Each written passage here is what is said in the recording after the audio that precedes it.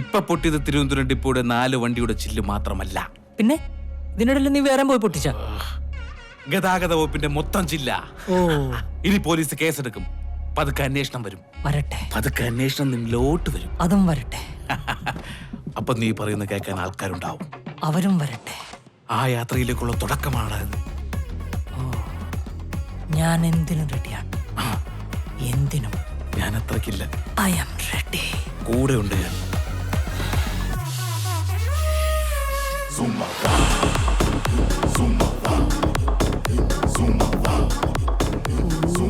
എന്നാൽ ഇത് ആരടാ ഇതിന്റെ ചില്ല് തീർത്തത്? ആർക്കറിയാം? വല്ല തേങ്ങ വല്ല വീണായിരിക്കും. ആടത് പിന്മാതൽ നിയമനമായിരുന്നു. PS എഴുതാതെ പുള്ളി ജോലിക്ക് ഇരിക്കണത് മനസ്സിലാണോ?